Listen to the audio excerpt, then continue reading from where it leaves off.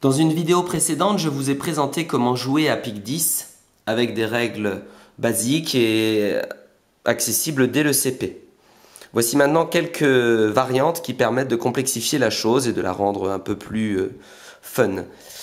On imagine qu'un joueur vient de poser un 7 et le suivant a dans sa main un 1. 7 et 1, 8. Le suivant a la carte plus ou moins 5.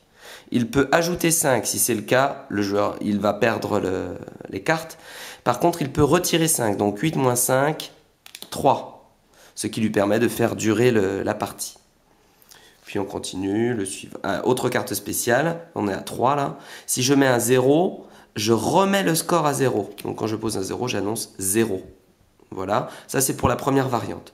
Deuxième variante, une fois que les joueurs maîtrisent ces règles-là, on imagine une situation de jeu où il y a quelqu'un qui pose un 3, le suivant pose un 6, ce qui fait donc 9, il annonce 9, et le suivant va poser de nouveau un 6.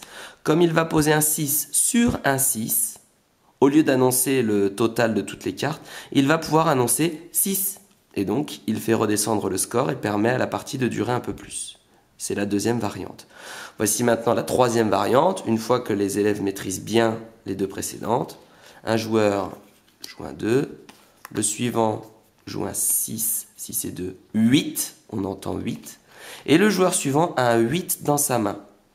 Eh bien, comme il a entendu 8 et qu'il pose un 8, il peut maintenir le score à 8, ce qui permet encore de faire durer la partie.